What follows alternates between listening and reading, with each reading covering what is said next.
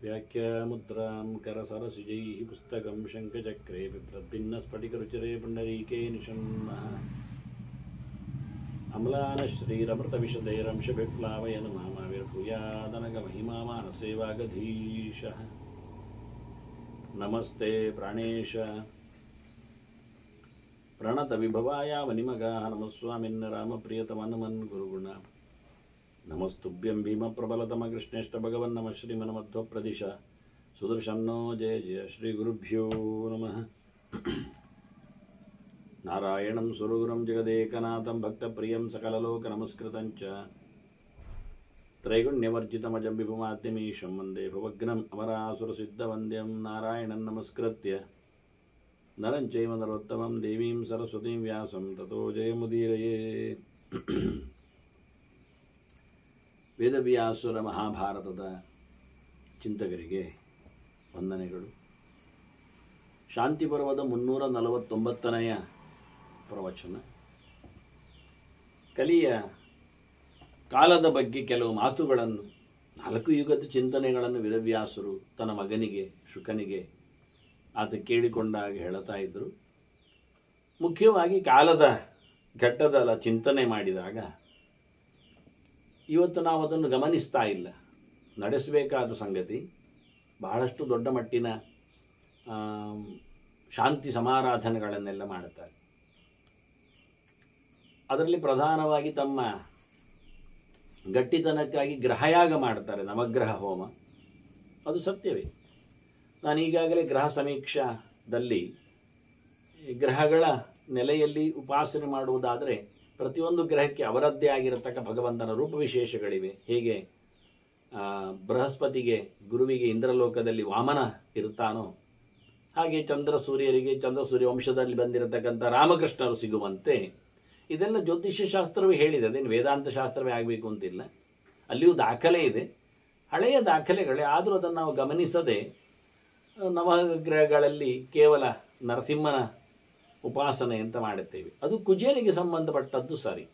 ಶುಕ್ರನಿಗಾಗುವಾಗ ಪರಶುರಾಮ ಇರುತ್ತಾನೆ. ಹೀಗಾಗಿ ನಾವು 9 ಗ್ರಹಗಳಿಗೆ 9 ರೂಪಗಳ ಚಿಂತನೆ ಮಾಡಲಿಕ್ಕೆ ಬರ್ತದೆ. ಕಲ್ಕಿ ಸಿಗುವುದಿಲ್ಲ 10ನೇವನಾಗಿ. ಅವನು ನಮ್ಮ ಕಾಲದ ದೇವತೆಯಾದ್ದರಿಂದ ಅವನಿಗೆ ಪ್ರತ್ಯೇಕವಾಗಿ ನಾವು, ಯುಗದ ದೇವ ಸ್ವಾಮಿ ಇದ್ದಾನೆ, ನಾವು ಪ್ರತ್ಯೇಕವಾಗಿ ಅವನನ್ನು ಉಪಾಸನೆಗೈಬೇಕು. ಇನ್ನು ಆಗಲಿಲ್ಲ ಅವತಾರ ಅಂತ ಹೇಳಿಕೊಂಡು ಬಿಡುವುದರಲ್ಲಿಯೂ ಅರ್ಥ ಇಲ್ಲ. ಯಾಕೆಂದರೆ ಆವರಣಾದಿಗಳಲ್ಲಿ ಪೂಜೆಯಲ್ಲಿ ನಾವು ಅವನನ್ನು ತರ್ತೇವೆ. ಹಿಂದೆ ಆಗಿದೆ, ಹಾಗೆ ಹಿಂದೆ ಆದದ್ದರ ರೆಕಾರ್ಡ್ ಇದೆ. ಹಾಗಾಗಿ ಯುಗದ ಸ್ವಾಮಿಯಾದ ಕಲ್ಕಿಯನ್ನು ನಮ್ಮ ಶಾಂತಿ ಕರ್ಮಗಳಲ್ಲಿ ಪ್ರಧಾನವಾಗಿ 60, 70, 80 ಮುಂತಾದ ಕಾಲಧರ್ಮಗಳಲ್ಲಿ ಮಾಡುವ ಶಾಂತಿಗಳಲ್ಲಿ ಅವನನ್ನು ಬಳಸಿಕೊಳ್ಳಬೇಕು. ಹಾಗಾಗಿ ಈಗ ಕಲಿಯುಗದ ಬಗ್ಗೆ ಅವರು ಹೇಳುವಾಗ ಎಲ್ಲ ವೇದಗಳ ಶಿಥಿಲವಾದ ಬಗೆಯನ್ನೆಲ್ಲ ಉಲ್ಲೇಖ ಮಾಡಿದರು. ಎಲ್ಲ ಧರ್ಮಗಳು ಹಾಳಾಗಿ ಹೋಗ್ತವೆ, ನಶಿಸಿ ಹೋಗ್ತವೆ. ಉತ್ಸೀದಂತಿ ಸ್ವಧರ್ಮಾಶ್ಚ ತತ್ರ ಅಧರ್ಮೇಣ ಪೀಡಿತ. ಎಲ್ಲ ತಪ್ಪು ಆಚರಣೆಗಳೇ. ನಾನೀಗ ಗ್ರಹ ಶಾಂತಿಯಾಗ ಹೇಳಿದ ಹಾಗೆ ಅದರಂತೆ ಸರ್ಪ ಬಲಿಯ ಕಥೆಯು, ಹಾಗೆ ನಮ್ಮ ಮುದ್ರಾಧಾರಣೆಯ ಚಿಂತನೆಯು ಎಲ್ಲವೂ ಸಹ ಅಧರ್ಮದ ಪೀಡೆಗೊಳಗಾಗಿ ಸಹಜವಾದ ಶಾಸ್ತ್ರ ಧರ್ಮಗಳು ಬದಿಗೆ ಹೋಗ್ತವೆ. ಮನುಷ್ಯ ಧರ್ಮಗಳು ಹಾಳು ಆಗ್ತವೆ. ಅವರವರ ಪಾಡಿನ ಆಶ್ರಮೋಚಿತವಾದ ವರ್ಣೋಚಿತವಾದ ಕೆಲಸಗಳೆಲ್ಲ ತಪ್ಪಿ ಹೋಗ್ತವೆ. ಅದು ಎಲ್ಲಿವರೆಗೆ ಅಂದರೆ ಗವಾಂ ಭೂಮೇಶ್ಚ ಯೋ ಚಾಪಾಂ ಓಷಧೀನಾಂಚ ಏ ರಸಾಹ. ಅಧರ್ಮದಿಂದಾಗಿ ಏನಾಗ್ತದೆ ಕೇಳಿದರೆ ಮುಖ್ಯವಾಗಿ ಈ ನೆಲದ ರುಚಿಯೂ ಹಾಳಾಗಿ ಹೋಗ್ತದೆ. ವಾಸ್ತವವಾಗಿ ಎಲ್ಲದ್ರು ಗವಾಂ, ದನಗಳು ಸರಿ ಇಲ್ಲ ಆಗ್ತದೆ, ಅವುಗಳಲ್ಲಿಯೂ ಜಾತಿ ಬೇರೆ ಆಗ್ತದೆ, ಅವುಗಳು ದನ ಆಗಿರುವುದಿಲ್ಲ, ಹೋಮಧೇನುವಾಗಿ ಬರುವುದಿಲ್ಲ, ಹಾಲೇನು ಕೊಡುತ್ತವೆ, ಅದರದ್ದು ಯೋಗ್ಯವಾದಂತಹ ತಳಿ ಅಲ್ಲ. ಹೀಗಾಗತ್ತೆ. ಇದು ಕಲಿಯುಗದ ಲಕ್ಷಣ. ಅದರಂತೆ ಭೂಮಿ ಇದ್ದು ಭೂಮಿಯ ಸಾರವೂ ಇಲ್ಲ, ಬೇಕಾದಾಗೆ ಬೇಕಾದ ಫಲವತ್ತತೆ ಅಲ್ಲಿ ಇಲ್ಲ. ಆನಂತರ ನೀರು ಇಲ್ಲ, ನೀರು ಮೈಲಿಗೆ ಆಗ್ತದೆ. ಅದನ್ನು ಮತ್ತೆ ಪ್ಯೂರಿಫೈ ಮಾಡೋದು ಅಂತ ಶುರು ಮಾಡ್ತೇವೆ, ರೀಸೈಕ್ಲಿಂಗ್ ಅಂತ ಶುರು ಮಾಡ್ತೇವೆ. ಇದರಲ್ಲೇ ಯಜ್ಞಯಾಗಗಳು, ಆಚಮನೆಗಳು ಇವೆಲ್ಲ ನಡೆಯಲಿಕ್ಕೆ ಶುರು ಆಗ್ತವೆ. ಅಡಿಗೆಗಳೆಲ್ಲ ಬರಲಿಕ್ಕೆ ಶುರು ಆಗ್ತವೆ. ಎಲ್ಲಿಯೋ ಟಾಂಕಿ, ಎಲ್ಲಿಯೋ ನೀರಿನ ಸ್ಟಾಕ್. ನೋಡಿ, ಹೇರಳವಾದ ಭೂಯಿಷ್ಠವಾದ ಮಳೆ ನಮಗೆ ಸಿಗ್ತದೆ, ನೆರೆ ಬರುವ ಹಾಗೆ ಇರ್ತದೆ. ಆದರೆ 1 ವರ್ಷಕ್ಕೆ ಹೆಚ್ಚಿಗೆ ಬೇಕಾದಷ್ಟಾದರೂ ಒನ್ನೊಮ್ಮೆ ಸ್ಟಾಕ್ ಮಾಡಿಕೊಳ್ಳುವಷ್ಟು ನಮ್ಮಲ್ಲಿ ಯೋಗ್ಯತೆ ಇಲ್ಲ. ಇಲ್ಲ, ಒಂದು ಕಡೆಯಲ್ಲಿ ಬಹಳ ಜೋರಾಗಿ ಮಾತಾಡಿದ್ದಾರೆ, ಮನುಷ್ಯ ಕಾಲಕ್ಕೆ ಸರಿಯಾಗಿ ಬದಲಾಗ್ತಾನೆ, ಆ ಧರ್ಮಗಳಿಗನುಗುಣವಾಗಿ ಅವನ ರೆಡಿ ಬಾಡಿ ಆಗ್ತದೆ, ದೇಹದ ಸ್ಟ್ರಕ್ಚರ್ಗಳು ಹಾಗೆ ಹೀಗೆ ಅಂತ. ಬೆರಳು ಕಮ್ಮಿ ಆಗಲಿಕ್ಕೆ ಬರ್ತದೆ ಇನ್ನು ಹೇಳ್ತಾರೆ, ಆನಂತರ ಪಾದದ ಅಥವಾ ದೇಹದ ವಿನ್ಯಾಸ ಕಮ್ಮಿ ಆಗ್ತದೆ ಎಲ್ಲ ಹೇಳ್ತಾರೆ, ಏನು ಹೇಳಿಕೊಳ್ಳುತ್ತಾರೆ. ಇಷ್ಟಾಗಿ ಅವರಿಗೆ ನಮ್ಮ ಹೊಟ್ಟೆಯಲ್ಲಿ ವೇಸ್ಟ್ ಇರೋದಕ್ಕೆ ಅಪೆಂಡಿಕ್ಸ್ ಅದೆಲ್ಲ ಆಗದೆ ಬರುವಂಥದ್ದು, ಈ ಬಾಲ ಕಮ್ಮಿ ಆದ ಹಾಗೆ ಅಂತ ಹೇಳಿಕೊಂಡೆಲ್ಲ ಹೇಳ್ತಾರೆ ಅವರು. ಹಾಗಾಗಿ ನಾನು ಹೇಳುತ್ತೇನೆ, ಇಷ್ಟೆಲ್ಲ ನೀವು ಹುಟ್ಟಿ ಬಂದಿದ್ದೀರಿ, ಮನುಷ್ಯತ್ವ ಇದೆ, ವಿಜ್ಞಾನ ಮುಂದುವರೆದಿದೆ. ಸಮುದ್ರದ ನೀರನ್ನೇ ಅಂದರೆ ನೀವು ಎಲ್ಲಿ ಸ್ಟಾಕ್ ಮಾಡೋದು ಬೇಡ, ಸಮುದ್ರದ ನೀರನ್ನು ಕುಡಿಯುವುದು ಇಲ್ಲ. ಅದು ಈಗ ಶುರುವಾಗಿದೆ, ಅದನ್ನೆಲ್ಲ ಸರಿ ಮಾಡಿ ಗಲ್ಫಿನವರೆಲ್ಲ ಮಾಡ್ತಾರೆ, ಅದನ್ನೇ ಉಪಯೋಗಿಸ್ತಾರೆ. ನಾನು ಹೇಳಿದ್ದಾಗಲ್ಲ, ನೀವು ಅಡ್ಜಸ್ಟ್ ಆಗ್ತಾರೆ ಅಂದ್ರಲ್ಲ, ಪ್ರಕೃತಿಯ ಧರ್ಮದೆಡೆಗೆ ಮನುಷ್ಯ ಒಗ್ಗಿ ಹೋಗ್ತಾ ಇದ್ದಾನೆ ಅಂತ. ಹಾಗಾಗಿ ಅವನಿಗೆ ಯಾವುದೇ ರೀತಿಯಾದ ಕಾಯಿಲೆಗಳು ಕೆಲವೊಮ್ಮೆ ಬರುವುದಿಲ್ಲ, ಅವನಿಗೆ ವಿಷವನ್ನು ಅಭ್ಯಾಸ ಮಾಡಿಕೊಂಡಿದ್ದಾನೆ, ಕೆಲವು ಡೋಸೇಜ್ ಜಾಸ್ತಿ ಬೇಕಾಗುತ್ತೆ, ಹೀಗೆಲ್ಲ ಹೇಳಿಕೊಳ್ತೀರಲ್ಲ, ಸೆಟ್ ಆಗಿದ್ದಾನೆ ಅಂತ. ಯಾವುದು ಆಹಾರಕ್ಕೋ ಯಾವುದೋ ಬಗೆಗೋ ಅವನೀಗ ಸೆಟ್ ಆಗಿಬಿಟ್ಟಿದ್ದಾನೆ, ಅವನ ಬಾಡಿ ಹಾಗೆ ಆಗಿ ಹೋಗಿದೆ. ತಿನ್ನಲಿಕ್ಕೆ ಕುಡಿಲಿಕ್ಕೆ ಎಲ್ಲ ಹಿಂದೆಲ್ಲ ಹೊತ್ತಿಗೆ ಮಾತ್ರ ತಿಂತಿದ್ರು, ಕುಡಿತಿದ್ರು, ಕೆಲವೊಮ್ಮೆ ದಿನಕ್ಕೆ 1 ಸರ್ತಿ ಮಾತ್ರ ಇತ್ತು. ಈಗ ಹಾಗಲ್ಲ, ತಿನ್ನುವುದೇ ಆಗ್ತದೆ. ಹಾಗೆ ಇವನಿಗೆ ಹೆಚ್ಚು ಕಮ್ಮಿ ಆಗೋದಿಲ್ಲೋ, ಅತಿಸಾರ ಎಲ್ಲ ಬರೋದಿಲ್ಲ, ಇಲ್ಲಪ್ಪ ಸೆಟ್ ಆಗಿದ್ದಾನೆ, ಓಕೆ ಆಯಿತು. ಹಿಂದೆಲ್ಲ ತಗೊಂಡು ಹೋಗೋದು ಆಚೀಚೆ ಬಾಟ್ಲಿ ಮಧ್ಯೆಯಲ್ಲಿ ಬಾಯಿಗೆ ಹಾಕೋದು ಎಲ್ಲ ಇರಲೇ ಇಲ್ಲ. ಈಗ ಎಲ್ಲರೂ ಅದನ್ನು ಮಾಡ್ತಾನೆ ಇರ್ತಾರೆ, ರಾತ್ರಿ ಎಚ್ಚರ ಆದಾಗಲೂ ಕುಡಿತಾರೆ, ತಿಂತಾನೆ, ಮಲಗ್ತಾರೆ, ಈ ಎಲ್ಲ ಹೀಗೆ ಮನುಷ್ಯನ ದೇಹ ಈಗ ಸೆಟ್ ಆಗಿದೆ ಹೇಳ್ತಾರಲ್ಲ. ಹಾಗಾಗಿ ನಾನು ಹೇಳೋದು, 100 ವರ್ಷದಿಂದ ಮನುಷ್ಯ ವಿಜ್ಞಾನದಲ್ಲಿ ಬಹಳ ಮುಂದುವರಿದದ್ರಿಂದ ಈ ಒಂದು ಆಟೋಮೆಟಿಕಲಿ ಸ್ವಭಾವದಲ್ಲಿ ಅವನ ಪ್ರಕೃತಿಯಲ್ಲಿ ಸಹಜವಾಗಿಯೇ ಸೆಟ್ ಆಗೋದಾದರೆ ಸಮುದ್ರದ ನೀರಿಗೆ ಯಾಕೆ ಸೆಟ್ ಆಗಲಿಲ್ಲ? ಸಮುದ್ರ ನೀರು ಕುಡಿದು ನಮ್ಮ ಪೀಳಿಗೆ ಎಲ್ಲ ಸೆಟ್ ಆಗಿದೆ. ಆಗೇನಾಗ್ತದೆ, ಆರಾಮವಾಗಿ ನೀವೆಲ್ಲಿಯೂ ಅಣೆಕಟ್ಟಾಗೋದಾಗಲಿ, ನೀರು ಹಿಡಿಯೋದಾಗಲಿ ಬೇಕಾಗೇ ಇಲ್ಲ. ಬೇಕಾಬಿಟ್ಟು ಮಳೆ ಬರಲಿ, ಬೇಕಾದಾಗೆ ತೋಡಲ್ಲಿ ಹರಿದು ಹೋಗಲಿ, ಸಮುದ್ರದಲ್ಲಿ ಸೇರಿಕೊಳ್ಳಿ, ಕುಡೀರಿ. ಒಂದು ಉಪಾಯ ಮಾತ್ರ ಆಗ್ತದೆ, ಏನು?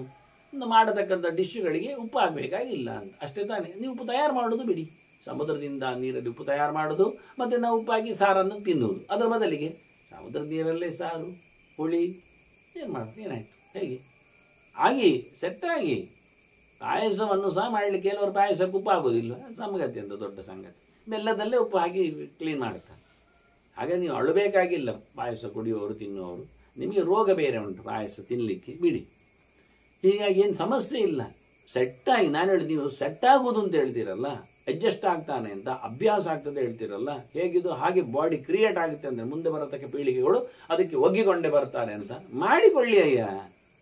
ಬಾಯಲ್ಲಿ ಬಗಳುವುದಲ್ಲ ಅಷ್ಟೇ. ಅದನ್ನು ಇವರು ಹೇಳ್ತಾರೆ, ಇಲ್ಲ ಭೂಮಿಯ ಸಾರ ಹೋಗ್ತದೆ, ನೀರನ್ನು ಕೆಡಿಸಿದ್ದೀರಿ ನೀವು, ನೀರಿನ ಶುದ್ಧತೆ ಇಲ್ಲ, ನೀವು ಮೈಲಿಗೆಯಲ್ಲಿದ್ದೀರಿ. ನೀರಿನ ಮೈಲಿಗೆಯಲ್ಲಿ ಮಹಾಭಾರತ ಭಾರಿ ಜೋರು ಮಾತಾಡಿತ್ತು, ಅದನ್ನು ನಾನು ಸಂಧ್ಯಾ ಸಮೀಕ್ಷೆಯಲ್ಲಿ ಹಾಕಿದ್ದೆ. ಯಾಕೆಂದರೆ ಜಪ ಎನ್ನುವುದೇ ನೀರಿನಿಂದಲೇ ಆಗುವಂಥದ್ದು. ಹಾಗಾಗಿ ನೀರನ್ನೇ ನಾವು ಹಾಳು ಮಾಡಿಕೊಂಡ್ರೆ ಮತ್ತೆ ಮಾತಾಡಲಿಕ್ಕೆ ಏನುಂಟು? ಡ್ರೈನೇಜಿನ ವಾಟರ್ ಒಂದೊಮ್ಮೆ ಸೇರಿಕೊಳ್ಳುವುದಾಗಿದ್ದರೆ ಮತ್ತೆ ಉಪಯೋಗ ಏನು ಬರ್ತದೆ?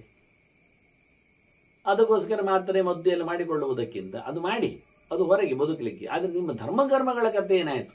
ಅದಕ್ಕೆ ಮಾತ್ರ ಹಾಕುದಾ?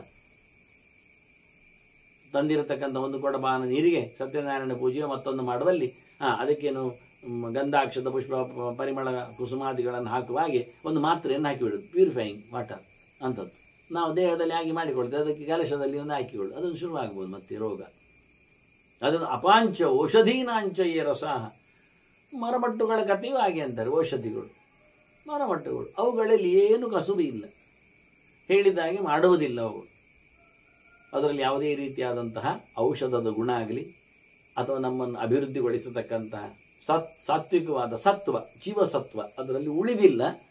ನಾವು ಅದನ್ನು ಇಂಜೆಕ್ಟ್ ಮಾಡಿಯೋ ಬಲಾತ್ಕಾರದಲ್ಲಿ ಕಸಿ ಕಟ್ಟುವುದರಿಂದ ಎಲ್ಲ ಒರಿಜಿನಾಲಿಟಿ ಅದರದ್ದು ಹೋಗಿಬಿಡ್ತದೆ.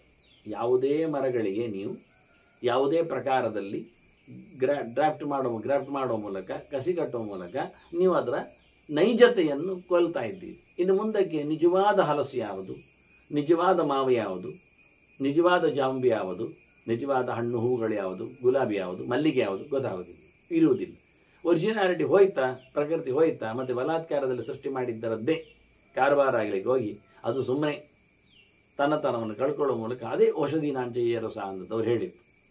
ನೀವು ಅಲ್ಲಿ ತೆಂಗು ಹಾಗೆ ಅದಕ್ಕೆ ಇಂಜೆಕ್ಟ್ ಮಾಡಲಿಕ್ಕೆ ಹೋಗಿ ಶುದ್ಧ ತೆಂಗು ಇಲ್ಲ, ಸಹಜವಾದ ಏನು ಒಂದು 50-100 ಅಡಿ ಎತ್ತರದ ತೆಂಗಿನ ಮರ ನೋಡುವಾಗೆ ಹೆದರಿಕೆ ಆಗುತ್ತೆ, ಹತ್ತು ಅನ್ನೋದು ಸಾಹಸ ಅನಿಸ್ತದೆ.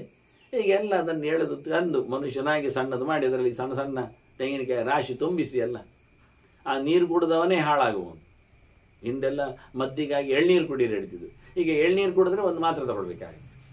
ಆ ರೀತಿ ಮಾಡಿಬಿಟ್ಟಿದ್ದ, ಗೊಬ್ಬರ ಹಾಕಿ ಇಂಜೆಕ್ಟ್ ಮಾಡಿ ಬೇರಿಗೆ ಇಂಜೆಕ್ಟ್ ಮಾಡಿ, ಎಂಥ ಬಲಾತ್ಕಾರ ನೋಡಿ ಮನುಷ್ಯನಿಗೆ ಈ ರೀತಿಯಾಗಿ. ಆಗ ಇದರ ರಸ ಹೋಗಿದೆ ಅಂತ ಬಾಯ್ಬಿಟ್ಟು ಹೇಳ್ತಾರೆ. ಅಧರ್ಮಾಂತರ್ಹಿತ ವೇದಾ ವೇದಧರ್ಮ ತಥಾ ಆಶ್ರಮ.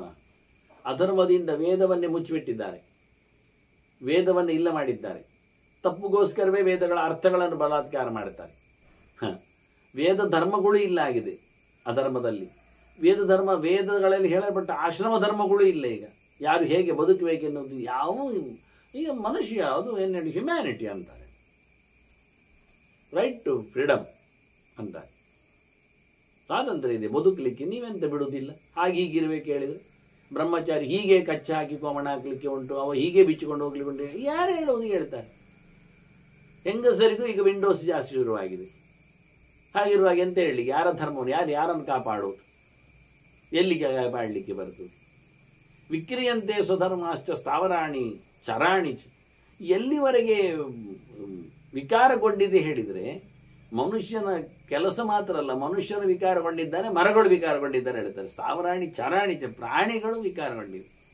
ಎಂತೆಂಥದ್ದು ಮಾಡ್ತಾ ಇದ್ದಾರೆ, ಯಾವುದೋ ಏನೋ ತಿನ್ನಿಸಿಕೊಂಡು, ಯಾವುದೋ ವ್ಯವಸ್ಥೆಯಲ್ಲಿ ಪ್ರಾಣಿಗಳನ್ನು ದುಡಿಸಿಕೊಂಡು ಮನುಷ್ಯ ಅದರೊಟ್ಟಿಗೆ ಬದುಕಿಕೊಂಡು ಎಷ್ಟು ಹೇಸಿಗೆ ಆಗಿವೆ ಪ್ರಾಣಿಗಳು. ಅಂದರೆ ಹಿಂದೆಲ್ಲ ಕಾಗೆ ಎಲ್ಲಿಯಾದರೂ ತೋಟದಲ್ಲಿ ಬಲಿಹರಣ ಮಾಡಿದರೆ ಒಂದಿಷ್ಟು ಅನ್ನವೋ ಅಗಳೋ ಪಾತ್ರೆಯೋ ಹೊರಗೆ ಹಾಕಿದರೆ ಅದು ತನ್ನವರನ್ನೆಲ್ಲ ಕರೆದು ಒಟ್ಟು ಸೇರಿಕೊಂಡು ತಿನ್ನುವುದು. ಈಗ ಹಾಗೆ ಯಾವುದೂ ಇಲ್ಲ, ಯಾರನ್ನು ಯಾರು ಕರೆಯುವುದೇ ಇಲ್ಲ, ಎಲ್ಲ ಸ್ವಾರ್ಥಿಗಳು. ಮನುಷ್ಯರೊಟ್ಟು ಸೇರಿದ್ರಿಂದ ಅವುಗಳು ಬೇಕಾದಷ್ಟು ತಿಂದುಕೊಂಡು ಮತ್ತೆ ಹಾರಿಕೊಂಡು ಹೋಗಿ ದೂರದಲ್ಲಿ ಕರೀತಾವೆ ಅಷ್ಟೇ. ನಾನು ತಿಂದೆ ಅಂತ ಹೇಳಲಿಕ್ಕೆ ಹೆಮ್ಮೆ ಪಡ್ತಾನೆ. ಮನುಷ್ಯನ ಸಹವಾಸದಿಂದ ಎಲ್ಲ ಪ್ರಾಣಿಗಳು ಸಹ ವಂಚನೆಯನ್ನು ಮಾಡಲಿಕ್ಕೆ ಶುರು ಮಾಡಿದ್ದಾರೆ. ಇಡೀ ಪ್ರಪಂಚವೇ ಇವತ್ತು ಕಲಿಯುಗದ ಧರ್ಮದಲ್ಲಿ, ಕಲಿಯುಗದ ಪ್ರಭಾವದಲ್ಲಿ ತನ್ನತನವನ್ನು ಕಳ್ಕೊಂಡು ಅಧರ್ಮದ ತಾಂಡವದಲ್ಲಿ ಕೂತಿದೆ ಅಂತಾರೆ. ಯಥಾ ಸರ್ವಾಣಿ ಭೂತಾನಿ ವೃಷ್ಟ್ಯ ತೃಪ್ಯಂತಿ ಪ್ರಾವರ್ಷಿ ಸೃಜಂತೆ ಸರ್ವಶೋಂಗಾನಿ ತಥಾ ವೇದಾ ಯುಗೆ ಯುಗೆ. ಅವರನ್ನು ದೃಷ್ಟಾಂತ ಹೇಳ್ತಾರೆ. ವೇದದಲ್ಲಿ ಸಹಜವಾದ ಚಿಂತನೆಗಳು ಇರುವಾಗ ಯುಗ ಯುಗ ಬದಲಾದಂತೆ ಅದರಲ್ಲಿ ಚಿಂತನೆಗಳು ಹೊಸ ಹೊಸತು ಹೊರಗೆ ಬರ್ತಾವಂತೆ. ಬೇರೆ ಬೇರೆ ರೀತಿಯಲ್ಲಿ ಚಿಂತನೆಗಳನ್ನು ವೇದವೇ ಉಲ್ಲೇಖ ಮಾಡುತ್ತೆ. ಯಾಕೆಂದರೆ ಅದು ಯುಗದ ಧರ್ಮ, ಯುಗದ ಪ್ರಭಾವ ಮನುಷ್ಯನಿಗೆ ಬೇರೆ ಕಾಣ್ತದೆ. ಅದರಲ್ಲಿ ವೇದ ಸ್ವಚ್ಛವಾಗಿ ಅವನಿಗೆ, ಅಂದರೆ ಅದಕ್ಕೆ ಬಹಳ ವೇದಕ್ಕೆ ಅರ್ಥ ಇರಲಿಕ್ಕೆ ಹೋಗಿ ಅವನಿಗೆ ಪರ್ಕಟ ಅರ್ಥದಲ್ಲಿಯೇ ಪರ್ಕಟ ಕರ್ಮದಲ್ಲಿ ಅವನಿಗೆ ತೊಡಗುವಂತೆ ವೇದ ಸಂದೇಶ ಕೊಡ್ತದೆ. ಇತ್ತೀಚೆಗೆ ಒಬ್ಬ ಹೇಳಿದ, ಸತ್ಯಂ ಧರ್ಮ ಉಂಟು, ಸತ್ಯಂ ಮೊದ ಇದೆ, ಅದು ಧರ್ಮಂ ಚರ ಇದೆ, ಅದು ಚರ ಆಗ್ತಾ ಉಂಟು, ಅದಕ್ಕೆ ನಾನು ಧರ್ಮಂ ಸ್ಥಿರ ಅಂತ ಹೇಳ್ತಾ ಇದ್ದೇನೆ ಅಂದ. ನಾಚಿಕೆ ಪಟ್ಟಿತ್ತು. ಈ ವೇದವನ್ನೇ ತಿರುಗಿಸಿ ಹೇಳಿ ಶುರು ಮಾಡಿದೆ, ಧರ್ಮ ಸ್ಥಿರ, ಅದು ಸ್ಥಿರವಾಗಿ. ಅದಕ್ಕೆ ನಾನು ಉತ್ತರ, ಹೌದು ಸ್ಥಿರ ಆಗುತ್ತೆ, ಒಂದೇ ಕಡೆಯಲ್ಲಿ ಕೂತ್ಕೊಳ್ತದೆ, ಮತ್ತೆ ಹೋಗುವುದೇ ಇಲ್ಲ ಧರ್ಮ ಅಂದೆ. ನಿಮ್ಮಂಥ 4 ಜನರಲ್ಲಿ ಮಾತ್ರ ಧರ್ಮ ಕೂತು ಬಿಟ್ಟರೆ ಉಳಿದು ಹೋಗಿತ್ತು. ಧರ್ಮಂಚರ, ಧರ್ಮ ಸಂಚಾರ ಮಾಡಲಿ, ಹೋಗಲಿ, ಸುತ್ತ ಹರಡಲಿ ಅಂತ ಹೇಳಿಕೊಟ್ಟೆವನಿಗೆ. ನೋಡಿ ನಾವೆಷ್ಟು ತಿಳಿಯುವುದು ಪ್ರಶ್ನೆ ಅಲ್ಲ, ತಿಳುವಳಿಕೆ ಬೇಡ ಯಾರಿಗೂ. ಆಕಾಶ ಪತಿತಂತೋಯಂ ಹೇಳಿದ ಹಾಗೆ ಯಥಾ ಗಚ್ಚತಿ ಸಾಗರ ಸರ್ವದೇವ ನಮಸ್ಕಾರ ಕೇಶವ ಪ್ರತಿ ಗಚ್ಚತಿ.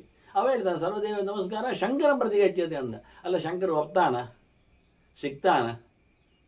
ಅದ್ಯಾರು ಕೇಳ, ನಾವು ಆಗೋದು ನೋಡಿ. ಅತ್ತ ಇಲ್ಲ ಇತ್ತ ಇಲ್ಲ, ಹೋಗುವಡೆಗೆ ಹೋಗ್ಲಿಕ್ಕೆ ಬಿಡ್ಲಿಲ್ಲ, ಹೋಗಿಲ್ಲರಿಗೆ ಹೋಗ್ಲಿಕ್ಕೆ ಕಳಿಸಿಬಿಡ್ರಿ. ಮೇಲಿಂದ ಹರಿಯುವ ನೀರು, ಬೆಟ್ಟದಲ್ಲಿ ಬಂದ ಮಳೆಯ ಕತೆ ದೋ ಅಂತ ಹರಿವಾಗ ಕೆಳಗೆ ಬರಬಾರದೇಳಿ ಕೆಳಗೆಲ್ಲ ಕಟ್ಟೆ ಹಾಕಿ ಅಡ್ಡ ಹಾಕಿ ಕಲ್ಲಿಟ್ಟೆಲ್ಲ ಮಾಡಿ ಮತ್ತೆ ಮೇಲೆ ಕಳಿಸ್ತೀವಿ, ನಮ್ಮ ವಾಪಸ್ ಕಳಿಸ್ತೀವಿ, ನಮಗೆ ಬರೋದಿಲ್ಲ, ಬೀಳುವಲ್ಲಿಗೆ ಬಿಡುವುದಿಲ್ಲ. ಎಂತ ಆಗಬೇಕು? ಹಾಗಾಯ್ತು ಕತೆ. ಮಧ್ಯದ ಸ್ಥಾನ ಅದರಿಂದ ಶಂಕರನಿಗೆ ತಗೊಳ್ಳೋದಿಲ್ಲ, ಅವ ಇಲ್ಲಿಗೆ ಬಿಡಲಿಲ್ಲ, ಅವರು ಕೇಶವನಿಗೆ ಕೊಡಲಿಕ್ಕೆ ಹೋಗಲಿಲ್ಲ, ಶಂಕರನ ತಗೊಳ್ಳೋದಿಲ್ಲ. ಇನ್ನೇನು ಮಾಡಲಿಕ್ಕೆ ಆಗ್ತದೆ ಇವರಿಗೆ? ನಮ್ಮ ಬ್ರಹ್ಮಣ್ಯ ದೇವಾಯ ಗೋ ಬ್ರಾಹ್ಮಣ ಹಿತಾಯಚ ಇತ್ತು. ಇದು 100 ಕಡೆಯಲ್ಲಿ ಬರ್ತದೆ ಈ ಮಾತುಗಳು. ಅದನ್ನೆಲ್ಲ ಅದೆಂಥದ್ದು ಕೇವಲ ಭಗವಂತನೆಡೆಗೆ ಸಾಗುವವರು, ಆಸ್ತಿಕರು, ದೇವರನ್ನು ನಂಬುವವರು ಅವರಿಗೆ ಮಾತ್ರ ಹಿತ ಎಂಥದ್ದು. ಮತ್ತೆ ಅಬ್ರಾಹ್ಮಣನಿಗೆ ದೇವರ ನಂಬದವನೇ, ಬ್ರಹ್ಮ ಅಂದರೆ ಭಗವಂತ ದೊಡ್ಡ ಸಂಗತಿ. ದೊಡ್ಡ ಸಂಗತಿಯನ್ನು ಒಪ್ಪದವನು, ದೇವರನ್ನು ವಿರೋಧ ಮಾಡುವವನು. ದೇಶವೇ ದೇವರು ನಮಗೆ, ತಾಯಿಯೇ ದೇವರು ನಮಗೆ. ಮನೆ ಮಂದಿಗಳಲ್ಲಿ, ಮಠ ಮಂದಿರಗಳಲ್ಲಿ, ಪ್ರಕೃತಿ ಸಂಭ್ರಮಗಳಲ್ಲೆಲ್ಲ ದೇವರನ್ನು ಕಾಣುವವರು ನಾವು.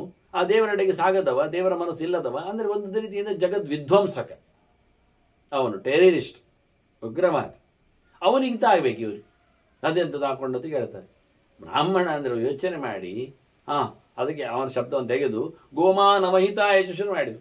ಮಾನವರಲ್ಲಿ ದಾನವರು ಇದ್ದಾರೆ, ಭಯಂಕರ ಜನ ಇದ್ದಾರೆ, ಮೋಸಗಾರರು ಮಾನವರು. ಎಲ್ಲ ಮಾನವರನ್ನು ನಂಬಲಿಕ್ಕೆ ಆಗ್ತದೆ? ಎಲ್ಲವನ್ನು ನಡೆಸಿಕೊಡ್ತಾರೆ ಮಾನವರೇ ಅಲ್ವಾ? ರಾಜಕಾರಣಿಗಳಲ್ಲಿ ಆಗಲಿ, ಇತರ ಕಲಾವಿದರಲ್ಲಿ ಆಗಲಿ, ಎಲ್ಲೆಡೆಯಲ್ಲಿ ಯಾವ ನಮೂನೆಯಾಗಿರತಕ್ಕಂಥ ಫ್ರಾಡ್, ನಯವಂಚನೆ ನಿಮಗೊತ್ತು ಕಾಣ್ತದೆ ಅಂತ.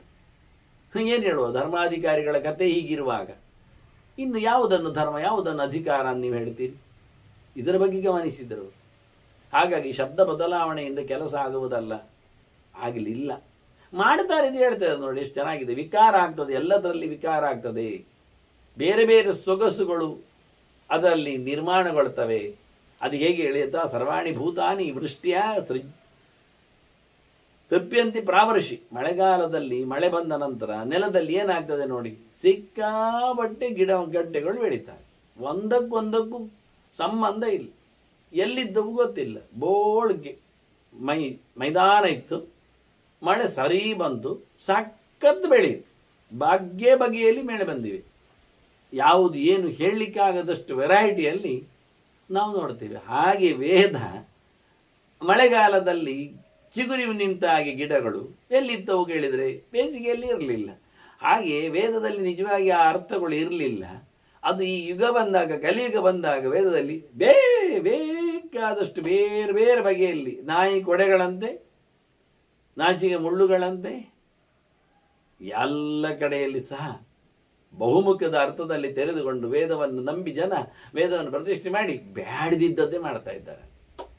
ಮಳೆ ಬಂತು ಅಂದಾಗ ಮೈದಾನ ತುಂಬ ಹಸಿರಾಯಿತು ಕೇಳಿದರೆ ಎಲ್ಲೆಂದರಲ್ಲಿ ಬೇಡದಿದ್ದ ಗಿಡಗಳೇ, ಕಳ್ಳಿ ಗಿಡಗಳು, ಕಳೆ ಗಿಡಗಳು, ಪ್ರಾಣಿ ಸಂಕುಲಗಳಿಗೆ ತವರಾಗುವಂತೆ ಇರುವವುಗಳು, ಅದರ ಎಡೆಯಲ್ಲೇ ಹಾವುಗಳೆಲ್ಲ ಬಂದು ಸೇರ್ತಾವೆ, ನುಸಿಗಳೆಲ್ಲ ಹೆಚ್ಚಾಗ್ತಾವೆ. ಹೀಗಾಗಿ ಈ ರೀತಿಯಾಗಿ ಕೊಳಕುಗಳು, ಕೆಸರುಗಳು ಉಂಟಾಗ್ತವೆ. ಇದರಿಂದಾಗಿ ಪರಿಸರ ಬೇರೆ ಹಾನಿ ಆಗ್ತದೆ, ಮನುಷ್ಯ ಹಾನಿ ಆಗ್ತದೆ. ಅಂದ ತುಂಬ ವಿಪರೀತ ಮಳೆ ಬಂದಾಗ ಗಿಡಗಂಟೆಗಳ ಸಾಮ್ರಾಜ್ಯ ಹೇಗೆ ಯಜ್ಞೆ ಇಲ್ಲದೆ ಮೆರುಗನ್ನು ಪಡಿತಾವೋ, ಮೆರೀಲಿಕ್ಕೆ ನೋಡ್ತಾವೋ, ಹಾಗೆ ವೇದ ಕಾಲ ಕಡೆಯಲ್ಲಿ ಮುಗಿಸಿ ಬಂದಾಗ, ಯುಗ ಬದಲಾದಾಗ, ಕಲಿಯುಗಕ್ಕೆ ಬಂದಾಗ ಯದ್ವಾ ತದ್ವಾ ಗಮ್ಮತ್ ಮಾಡ್ತದಂತೆ. ಅದೇ ಮೈದಾನ, ಅದೇ ವೇದ. ಎಷ್ಟು ಚೆನ್ನಾಗಿ ಹೇಳ್ತಾರ ನೋಡಿ. ಸೃಜಂತೆ ಸರ್ವಶೋಂಗಾನಿ ತಥಾ ವೇದ ಯುಗೆ ಯುಗೆ ಯಚ್ಚೇದಂ ಪ್ರಭುವಸ್ಥಾನಂ ಭೂತಾನ ಸಂಯಮೋ ಯಮಃ ಸ್ವಭಾವೇನೈವ ವರ್ತಂತೆ ದ್ವಂದ್ವ ಸೃಷ್ಟಾನಿ ಭೂರಿಶ. ಲೋಕದಲ್ಲಿ ಎಲ್ಲವೂ ಹಾಗೆ ಉಂಟು. ಸೋಲು ಗೆಲುವು, ಒಳ್ಳೆಯವ ಕೆಟ್ಟವ, ಸುಖ ದುಃಖ, ಗಂಡು ಹೆಣ್ಣು, ಬೇಕು ಬೇಡ, ಎಲ್ಲ ದ್ವಂದ್ವಗಳು ಒಟ್ಟಿಗೆ ಇವೆ. ಸೃಷ್ಟಿಯ ಕ್ರಮ ಅದು ಭಗವಂತನೇ, ಅದು ಕಾಲ. ಆ ಕಾಲದಲ್ಲಿ ಹಾಗಾಗ್ತದೆ. ಕಾಲಘಟ್ಟಕ್ಕೆ ಬಂದಾಗ ಅವುಗಳಲ್ಲಿ ರೇಷಿಯೋಗಳು ಹೆಚ್ಚು ಕಮ್ಮಿ ಆಗ್ತವೆ. ಸ್ವಲ್ಪ ಜಾಸ್ತಿ, ಸ್ವಲ್ಪ ಕಡಿಮೆ, ಸ್ವಲ್ಪ ಕಡಿಮೆ, ಸ್ವಲ್ಪ ಜಾಸ್ತಿ. ಹೀಗೆ ದ್ವಂದ್ವಗಳ ವಿಚಿತ್ರವಾದಂಥ ಪ್ರಕ್ರಿಯೆ. ಇದಕ್ಕೆಲ್ಲ ಕಾರಣ ಕಾಲದವರ ಅಭಿಮಾನಿಯಾದ ಭಗವಂತ. ವಾಸ್ತವವಾಗಿ ಎಲ್ಲಕ್ಕೂ ಸಹ ಎಲ್ಲ ಕಂಟ್ರೋಲರ್ ಅವನೇ. ಭೂತಾನ ಸಂಯಮೋ ಯಮಃ. ಎಲ್ಲವನ್ನು ಮುಗಿಸುವವನು, ಎಲ್ಲವನ್ನು ತಂದಿಕ್ಕವನು, ಎಲ್ಲವನ್ನು ಹೊಸದಾಗಿ ನಿರ್ಮಾಣ ಪಡಿಸುವವನು, ಇದ್ದದ್ದನ್ನೇ ಬದಲಾಯಿಸ್ತಾನೆ ಯುಗಕ್ಕೆ ಬಂದಾಗ. ಎಲ್ಲವೂ ಭಗವಂತನಿಂದಲೇ ಕಂಟ್ರೋಲ್ ಆಗಿದೆ. ಯಾರಿಂದಲೂ ಯಾವುದನ್ನು ಸಹ ಬದಲಾಯಿಸಲಿಕ್ಕೆ, ವ್ಯತ್ಯಾಸ ಮಾಡಲಿಕ್ಕೆ ಆಗುವುದೇ ಇಲ್ಲ. ಶುಕಾಚಾರ್ಯ ಕೇಳ್ತಾನೆ, ಅಲ್ಲ ಒಬ್ಬ ಮಾಮೂಲಿಯವ, ಅವನು ದೇವರನ್ನು ಹೇಗೆ ತಿಳ್ಕೊಳ್ಬೇಕು ನೋಡಿ. ಮನೆಯಲ್ಲಿ ಇದ್ದಾನೆ, ಮಕ್ಕಳುಂಟವನಿಗೆ, ಮನೆ ಮಂದಿಯ ಜೊತೆಯಲ್ಲಿ ಗೃಹಸ್ಥನಾಗಿ ಇರುವವ, ಶ್ರೋತ್ರಿಯ. ಹಾಗೆ ಮನೆಯನ್ನೇ ದೊಡ್ಡ ಸಂಗತಿಯಿಂದ ಮನೆಯನ್ನೇ ಮಂಡೆಯಲ್ಲಿ ಹೊತ್ಕೊಳ್ಳಿಲ್ಲ, ಓದಿಕೊಳ್ತಾನೆ. ಚೆನ್ನಾಗಿ ಅಭ್ಯಾಸ ಮಾಡ್ತಾನೆ. ಯಜ್ವ ಅದನ್ನು ಅಗ್ನಿಮುಖದಲ್ಲಿ ಆರಾಧನೆಯಾಗಿ ತರುತ್ತಾನೆ. ಸುಮ್ಮನೆ ಕಲಿತದ್ದನ್ನಷ್ಟೇ ಅಲ್ಲ, ಕಲಿತದ್ದನ್ನು ಪ್ರಯೋಗದಲ್ಲಿ ಇಟ್ಟುಕೊಂಡಿದ್ದಾನೆ. ಕೃತಪ್ರಜ್ಞ, ಒಳ್ಳೆ ಬುದ್ಧಿವಂತಿಕೆ ಇದೆ, ಭಗವಂತನ ಎಚ್ಚರ ಇದೆ, ತಿಳ್ಕೊಂಡಿದ್ದಾನೆ, ಮತ್ತೆ ಸುಂದರವಾಗಿದ್ದಾನೆ, ಏನು ತೊಂದರೆ ಇಲ್ಲ. ಅನಸೂಯಕ, ಯಾರ ಮೇಲೆ ಅವನಿಗೆ ಹೊಟ್ಟೆಗಿಚ್ಚಿಲ್ಲ, ಯಾರ ಮೇಲೆ ಹರಿಹಾಯುವುದಿಲ್ಲ, ಡೀಸೆಂಟ್ ಆಗಿರ್ತಾನೆ. ಆದರೆ ಅವನಿಗೆ ಅನಾಗತಂ ಅನೈತಿಹ್ಯಂ ಕಥಂ ಬ್ರಹ್ಮಾದಿಗಚ್ಚತಿ, ಅವನಿಗೆ ಸಿಗಲಿಕ್ಕೆ ಸಿಗುವುದಿಲ್ಲ, ನೋಡಲಿಕ್ಕೆ ಹೇಳಲಿಕ್ಕೆ ತರ್ಕದಲ್ಲಿ ಆಗುವುದಿಲ್ಲ, ಅವನನ್ನು ಇತಿಹಾಸದಲ್ಲಿ ಸಿಗುವುದಿಲ್ಲ. ಈಗ ಅವನು ಇಲ್ಲ, ನಮಗೆ ಈಗ ಸಿಗುವುದಿಲ್ಲ, ಚರ್ಚೆ ಮಾಡಲಿಕ್ಕೆ ಬರುವುದಿಲ್ಲ. ಅವನು ಹೇಗೆ ದೇವರನ್ನು ತಿಳ್ಕೊಳ್ಳುವುದು ಹೇಳಿ? ಭಗವಂತನನ್ನು ಹೇಗೆ ಪಡಿತಾನೆ, ಹೇಗೆ ತಿಳ್ಕೊಳ್ತಾನೆ? ತಪಸ್ಸಿನಿಂದಲ, ಬ್ರಹ್ಮಚರ್ಯದಿಂದಲ, ಅಥವಾ ಏನಾದರೂ ಕೊಡಲಿಕ್ಕೆಲ್ಲ ಉಂಟ? ತ್ಯಾಗ, ಸರ್ವ ತ್ಯಾಗೇನವ, ಅದು ಅಲ್ಲ. ಮತ್ತೆ ನೋಡ್ಲಿಕ್ಕೆ ಹೋದರೆ ಮೇಧಯ, ಬುದ್ಧಿವಂತಿಕೆ ಎಂದು ತಿಳ್ಕೊಳ್ತಾನೆ. ಅಥವಾ ಸಾಂಖ್ಯೇವ ಯದಿವ ಯೋಗೆ, ಸಾಂಖ್ಯಶಾಸ್ತ್ರದಲ್ಲಿಯ ಯೋಗಶಾಸ್ತ್ರದಲ್ಲಿಯ ಪ್ರಾಕ್ಟೀಸ್ ಮಾಡ್ತಾನ. ಹೇಗೆ ಭಗವಂತನನ್ನು ಪಡಿತಾನೆ, ಹೇಗೆ ಪಡಿಬೇಕು, ಇದು ನನಗೆ ಹೇಳಬೇಕು. ಅಪರ ಏತತ್ ಪೃಷ್ಟ ವದಸ್ವಾಮಿ, ನಾನು ಕೇಳಿದ್ದೇನೆ, ಭಗವಂತನನ್ನು ಒಬ್ಬ ಸಾಮಾನ್ಯನು ತಿಳುವಳಿಕೆ ಬೇಕೇ, ಮನೆ ಬಿಟ್ಟು ಹೋದವನು ಅಂತ ಹೇಳಲಿಲ್ಲ, ಸನ್ಯಾಸಿ ಅಲ್ಲದವನು ಅಂತ ಹೇಳಿ ಹೊರಟದ್ದು, ಶಾಲೆಯಲ್ಲಿ ಇಲ್ಲದವನು ಹೇಳಿ ಹೊರಟದ್ದು. ಅವನು ವಾಸ್ತವವಾಗಿ ಮನೆಯಲ್ಲಿದ್ದುಕೊಂಡವ, ಮನೆ ವಾಳತೆಯನ್ನೆಲ್ಲ ಚೆನ್ನಾಗಿ ನೋಡಿಕೊಳ್ಳುವವ. ಅವನಿಗೆ ದೇವರ ಅಧ್ಯಯನ, ದೇವರ ದರ್ಶನ, ದೇವರ ಸಂಪರ್ಕ, ದೇವರ ಅನುಗ್ರಹ ಅದು ಹೇಗೆ ಆಗ್ತದೆ ಅನ್ನೋದ್ರ ಬಗ್ಗೆ ಬಹಳ ಚಂದವಾದಂತಹ ಪ್ರಶ್ನೆಯನ್ನು ಶುಕ ಕೇಳ್ತಾನೆ ಅಪ್ಪನ ಹತ್ರ. ಹಾಗಾಗಲಿ ಕೆಲವೆಲ್ಲ ಮಾತುಗಳು ಬಂದಿವೆ, ಆದರೆ ಅದರ ಬಗ್ಗೆ ಮತ್ತೊಮ್ಮೆ ಕಾನ್ಸಂಟ್ರೇಟೆಡ್ ಆಗಿ ಒಂದೇ ಕಡೆಯಲ್ಲಿ ಸಿಗುವ ಹಾಗೆ ಉತ್ತರವನ್ನು ವೇದವ್ಯಾಸರು ಕೊಡ್ತಾರೆ. ಎಷ್ಟು ಚೆನ್ನಾಗಿರುತ್ತೆ ಅಲ್ಲ. ದೇವರನ್ನು ತಿಳ್ಕೊಳ್ಳಿಕ್ಕೆ ಎಂಥದ್ದು ಇಲ್ಲ ಆಗ್ಲಿಕ್ಕೆ ಆಗುವುದಿಲ್ಲ. ಅವರು ಹೇಳುದು ತಪಸ್ಸಿನಿಂದಲೋ ಬುದ್ಧಿವಂತಿಕೆಯಿಂದಲೋ ಅಥವಾ ಎಲ್ಲವನ್ನು ತೊರೆಯುವ ಮೂಲಕವೋ ತ್ಯಾಗ ವೈರಾಗ್ಯ ಭೂಮಿಕೆಯಿಂದಲೋ ಅದು ಅಧಿಕೃತವಾಗಿ ಭಗವಂತನ ಚಿಂತನೆ ಮಾಡಲಿಕ್ಕೆ ಕುಳಿತುಕೊಂಡು ಅದನ್ನು ಬ್ರಹ್ಮಚರ್ಯ ಅನ್ನೋ ಇದರಿಂದೆಲ್ಲ ಅಂತ ಕೇಳಿದ್ದಕ್ಕೆ ಅವನು ಮತ್ತೆ ಸಾಂಖ್ಯ ಯೋಗ ಸಾಮಾನ್ಯದ ಲೆಕ್ಕಾಚಾರದಲ್ಲಿ ಸಾಂಖ್ಯ ಅಂದರೆ ಅರಿವು ಅಂತ ಅರ್ಥ, ಯೋಗ ಅಂದರೆ ಪ್ರಾಕ್ಟೀಸ್ ಅಂತ ಅರ್ಥ. ಇವನು ಕೇಳಿದ್ದಕ್ಕೆ ನೋಡಿದಾಗ ಪ್ರಾಕ್ಟೀಸಿನಿಂದ ಭಗವಂತ ಸಿಗ್ತಾನ, ಕೇವಲ ಅರಿವಿನಿಂದ ಸಿಗ್ತಾನ, ಜ್ಞಾನಯೋಗವು ಕರ್ಮಯೋಗವು ಅನ್ನುವಷ್ಟರ ಮಟ್ಟಿಗೆ ಹರವಿದೆ. ಅದು ಎಲ್ಲಕ್ಕೂ ಒಂದು ಉತ್ತರವಾಗಿ ಹೇಳಲಿಕ್ಕೆ ಬರ್ತದೆ, ಅದು ವಿಷಯ ಬೇರೆ, ಬಹಳ ಸುಲಭವಾಗಿ. ಆದರೆ ಕೇಳುವಾಗ ಶುದ್ಧಾತ್ಮ ತತ್ವಜ್ಞಾನಂ ಸಾಂಖ್ಯಮಿತ್ಯ ಭಿರಿಯತೆ ಅಂತ ಜ್ಞಾನದ ಮಾರ್ಗದಲ್ಲಿ ಭಗವಂತನನ್ನು ತಿಳ್ಕೊಳ್ಳೋದಾ? ಅಲ್ಲ, ತಿಳ್ಕೊಳ್ಳೋದು ಅಂದರೆ ಜ್ಞಾನ ಮಾರ್ಗವೇ ಅಲ್ವಾ? ಅಲ್ಲ, ಕರ್ಮ ಮಾಡ್ತಾ ಮಾಡ್ತಾ ದೇವರು ಜ್ಞಾನವನ್ನು ಕೊಟ್ಟಾರ, ಹೇಗೆ ಕೊಡ್ಲಿಕ್ಕೆ ಬರ್ತದಲ್ವಾ? ಅಡುಗೆಯನ್ನು ಮಾಡ್ತಾ ಅಡುಗೆ ಕಥೆಯನ್ನು ಕಲೀಲಿಕ್ಕೆ ಬರುವುದಿಲ್ಲ, ಏನು ಗೊತ್ತಿಲ್ಲದವ ಅಡುಗೆಯನ್ನು ಶುರು ಮಾಡೋದು, ತಿಂದು ಗೊತ್ತುಂಟಲ್ಲ ಅವನಿಗೆ. ಹಾಗಾಗಿ ಹೇಗಿರಬೇಕು ಅಂತ ಗೊತ್ತುಂಟು ಅವನಿಗೆ. ತರಕಾರಿ ಹೆಚ್ಚಿ ಹಾಕಿರ್ತಾನೆ, ಕಾಯನ್ನು ತುರಿದು ಅರೆದು ಹಾಕ್ತಾನೆ, ಅದಕ್ಕೆ ರಸವಾಗಿ ಉಪ್ಪನ್ನು ಮೆಣಸಿನ ಹುಡಿಯನ್ನು ಹಾಕ್ತಾ ಬರ್ತಾನೆ ಅಂತ ಅಭ್ಯಾಸ ಮಾಡ್ತಾನಲ್ಲ, ಮುಂದೆ ಹೋಗ್ತಾನೆ. ಆ ರೀತಿಯಾಗಿ ಪ್ರಯೋಗ ಕ್ರಮದಲ್ಲಿಯ ಪ್ರಮೇಯದ ನೆಲೆಯಲ್ಲಿಯ ದೇವರ ಉಪಾಸನೆಯ ಹಿಡಿಯುವ ಕಥೆ ಎಂದು ಕೇಳಿದರೆ ವ್ಯಾಸರೇ ಹೇಳ್ತಾರೆ, ನೋಡು ಅದೆಲ್ಲ ಇಲ್ಲ ಅಂತ ಆದರೆ ಎಲ್ಲ ಆಗುವುದಿಲ್ಲ, ಆಯ್ತಾ ಅಂತ. ನಾಣ್ಯತ್ರ ವಿದ್ಯಾ ತಪಸಃ, ನಾಣ್ಯತ್ರ ಇಂದ್ರಿಯ ನಿಗ್ರಹ, ನಾಣ್ಯತ್ರ ಲೋಭಸಂತ್ಯಾಗಾತ್ ಸಿದ್ಧಿಂ ವಿಂದತಿ ಮಾನವ. ಸಿದ್ಧಿಯಾಗಲಿಕ್ಕೆ ಮನುಷ್ಯ ತಪಸ್ಸು ಮಾಡಬೇಕೆ. ತಪಸ್ಸು ಅಂದರೆ ಎಂಥದ್ದು? ವ್ಯಾಸರೇ ಹೇಳ್ತಾರೆ ವಿದ್ಯಾ ತಪಸ್ಸು ಅಂತ. ಸ್ವಾಧ್ಯಾಯ ಪ್ರವಚನೆ ಏವೇತಿ ನಾಕೋ ಮೂದ್ಗಲ್ಯ ತದ್ಧಿ ತಪಃ ಅಂತ ಶ್ರುತಿ ಹೇಳಿದ ಹಾಗೆ ಹೊರಟೋದಾಗ ಅವರಿಗೆ ಉಪದೇಶ ಕೊಡುವಲ್ಲಿ ಸೇರಿಕೊಂಡ ಹಾಗೆ ಓದುವುದು, ಇನ್ನೊಬ್ಬರನ್ನು ತಿಳಿಸುವುದುಂಟಲ್ಲ, ಅದೇ ದೊಡ್ಡ ತಪಸ್ಸು. ಅದೇ ವಿದ್ಯಾ ತಪಸ್ಸು ಅಂತ ಹೇಳಿದರು ಅವರು. ವಿದ್ಯೆಯೇ ತಪಸ್ಸು, ಅರಿವೇ ತಪಸ್ಸು. ಎಲ್ಲಿಯೋ ಎಲ್ಲರನ್ನು ಬಿಟ್ಟು ದೂರದಲ್ಲಿ ಕೂತ್ಕೊಳ್ಳುವುದಷ್ಟೇ ಅಲ್ಲ, ಕಾಯ ಶೋಷಣೆ ಮಾತ್ರ ಅಲ್ಲ, ಕಂಠ ಶೋಷಣೆ ಆಗಬೇಕು, ಕಿವಿ ಶೋಷಣೆ ಆಗಬೇಕು. ಕಿವಿ ಹರಿದೋಗುವಾಗೆ ಪಾಠ ಕೇಳಬೇಕು, ಬಾಯಿ ಮುರಿದೋಗುವಾಗೆ ಹೇಳ್ಬೇಕು ಇನ್ನೊಬ್ಬರಿಗೆ. ಹೇಗಿದೆ? ಸಾಕುವುದಲ್ಲ. ಅದಕ್ಕೆ ಹೇಳಿದ್ದು ಅನ್ಯತ್ರ ಇಂದ್ರಿಯ ನಿಗ್ರಹ ಅಂತಾನೆ. ಸಿದ್ಧಿ ಆಗಬೇಕಾ? ಇಂದ್ರಿಯ ನಿಗ್ರಹ ಆಗಬೇಕು. ನಾನು ತಪಸ್ಸಿಗೆ ಅರ್ಥ ಕೊಟ್ಟಿಲ್ಲ. ಅದಕ್ಕೆ ತಪಸ್ಸಿನಲ್ಲಿ ಉಪವಾಸ ಅರ್ಥ ಮಾಡುವ ಅಂದರೆ ಇಂದ್ರಿಯ ನಿಗ್ರಹದಲ್ಲಿ ಸೇರ್ತದೆ. ಅದು ಬಾಯಿಯೊಂದು ಇಂದ್ರಿಯ ಅಲ್ವಾ, ಅದನ್ನು ಮುಚ್ಚುವುದೊಂದು ನಿಗ್ರಹ ಅಲ್ವಾ. ಅದಕ್ಕೆ ಜ್ಞಾನದ ಕೆಲಸವನ್ನೇ ಅದನ್ನು ವಿಶೇಷ ಭಾವದಂತಾಗಿ ದ್ವಂದ್ವ ಮಾಡದೆ ವಿದ್ಯಾ ತಪಸ್ಸು ಅಂದೆ. ಮೂರನ್ನು ಗಮನಿಸಿದ್ದಾರೆ ಅವರು. ತಿಳುವಳಿಕೆಯನ್ನು ತಪಸ್ಸಿನಂತೆ ಪಡೆದವನು, ಜೊತೆಯಲ್ಲಿ ಎಲ್ಲ ಇಂದ್ರಿಯಗಳನ್ನು ಬ್ಲಾಕ್ ಮಾಡಿಕೊಂಡಿದ್ದಾನೆ. ಅದು ಸತ್ಯ. ಇಂದ್ರಿಯಗಳು ತೆರೆದಿದ್ದರೆ ಅವನಿತ್ತ ಬರುವುದಿಲ್ಲ, ಇತ್ತ ತೆರಳುವುದಿಲ್ಲವ. ಹಾಗಾಗಿ ಇದನ್ನು ಪಡಿಬೇಕಾದ್ರೆ ಅವನು ಉಳಿದದ್ದನ್ನೆಲ್ಲ ಮುಚ್ಚಿ ಬರಬೇಕು. ಅದು ಇಂದ್ರಿಯ ನಿಗ್ರಹ ಇದ್ದಾಗ ಭಗವಂತನಡೆಗೆ ವಿದ್ಯಾ ತಪಸ್ಸು ಸಂಭವ ಮಾಡಲಿಕ್ಕೆ ಆಗ್ತದೆ. ಅಂದ್ರೆ ಇಂದ್ರಿಯ ನಿಗ್ರಹಗಳು ಬೇಕು. ಅದರಲ್ಲಿ ಬಾಯಿ ಒಂದು, ಕಣ್ಣು, ಕಿವಿ, ಮತ್ತೊಂದು ಇನ್ನೊಂದು ಎಲ್ಲ ಯಾರನ್ನು ನೋಡುವುದಿಲ್ಲ. ನಾನು ಕೆಲವೊಮ್ಮೆ ಹೇಳುವುದುಂಟು, ಕರ್ಟನಾಗಿ ಪ್ರವಚನ ಮಾಡಬೇಕು ಅಂತ ಯಾರನ್ನು ನೋಡಿ ಹೇಳಬೇಕು ಅಂತಿಲ್ಲ. ಆತ್ಮಾರಾಮಾಯ ಹೇಳಬೇಕು ಅಂತ ಹೇಳೋದು. ಕೇಳುವವರು ಕೇಳುತ್ತಾರೆ, ಕೇಳಿದಾಗ ಕೇಳ್ತಾರೆ, ಕೇಳಿದಂತೆ ಕೇಳ್ತಾರೆ, ಕೇಳಿದಷ್ಟು ಕೇಳ್ತಾರೆ. ಇವತ್ತೆಲ್ಲ ಬೇಕಾದಷ್ಟು ಯೂಟ್ಯೂಬಲ್ಲಿ ಬರ್ತದೆ, ಮೊಬೈಲಲ್ಲಿ ಸಿಗ್ತದೆ.